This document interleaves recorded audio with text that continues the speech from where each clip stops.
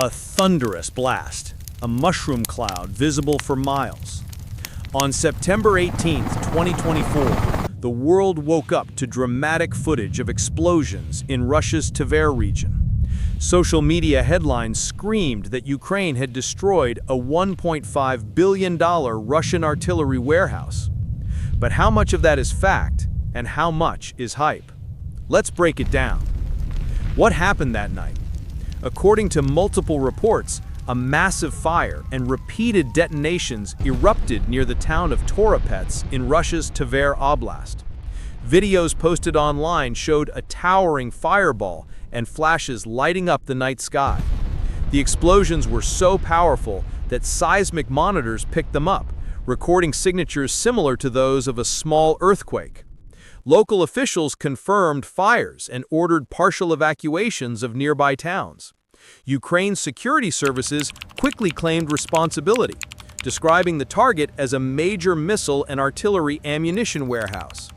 But how much of that is fact, and how much is hype?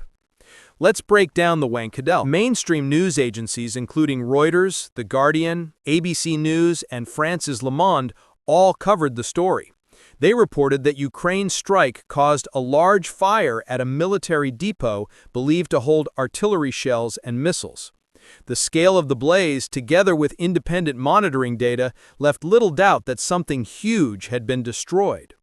Russia, meanwhile, said many drones had been intercepted, but even their statements acknowledged the fire and emergency response. Now about that $1.5 billion claim. That number spread quickly across social platforms and video thumbnails. But here's the truth. None of the major international outlets confirmed such a figure. Earlier Russian reports suggested the arsenal was built for a much smaller amount, measured in rubles. So while the dollar number is catchy, it is not backed by verifiable evidence. Treat it as unverified until more reliable sources publish a confirmed valuation. Regardless of the exact price tag, destroying a massive stockpile of ammunition is a significant military success. Artillery rounds, rockets, and guided munitions are the bloodline of Russia's ongoing war effort. When such stockpiles go up in flames, the immediate effect is shortages at the front. Supplies have to be rerouted from further away, which slows down operations and strains logistics. This is why Ukraine has been focusing on depots, their high-value targets that can cripple an enemy's ability to sustain offensives. How is the strike likely carried out? Open-source information suggests Ukraine used long-range drones, possibly in swarms. These loitering munitions are designed to slip past air defenses and detonate directly on storage bunkers. Russian officials claimed they intercepted many of the drones, but satellite data and the scale of explosions make it clear that at least some hit their target. Over the past year, Ukraine has demonstrated a growing ability to strike deeper into Russian territory with precision. The civilian impact was also significant. Local authorities in Tver Oblast reported evacuations of nearby towns as massive fires raged. Explosions of stored ammunition can continue for hours, even days, as different caches ignite. Toxic smoke and flying debris pose risks to surrounding communities. Though reports of casualties were limited, the incident highlighted the dangers of storing enormous stockpiles close to civilian areas. Politically, this strike was explosive too. Ukraine framed the operation as a legitimate act of self-defense, targeting purely military infrastructure. Russia condemned it as an escalation and vowed retaliation. Analysts warned that such deep strikes into Russian heartland could increase pressure on Moscow to respond in kind. At the same time, Kyiv sees these operations as necessary to disrupt Russia's war machine and prove its own growing capabilities. Looking forward, the implications are clear. If Ukraine can consistently hit supply hubs hundreds of kilometers inside Russia, Moscow will be forced to adapt.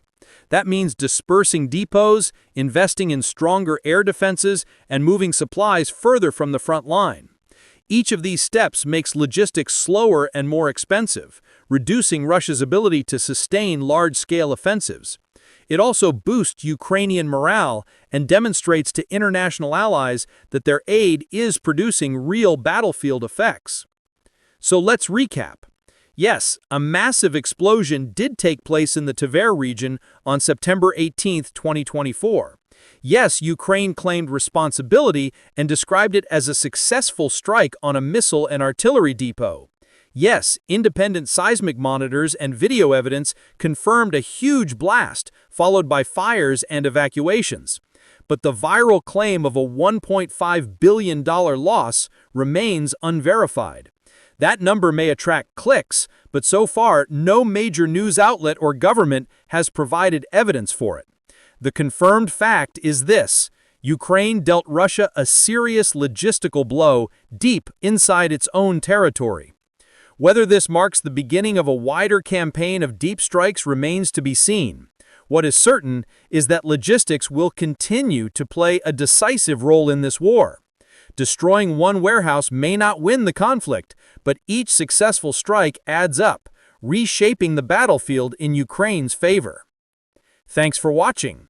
If you want more clear breakdowns of what's fact and what's hype in this war, make sure to subscribe, hit the like button, and drop a comment below. What should we cover next? Drone warfare, artillery tactics, or the politics of international aid? Your feedback drives the channel, so let me know.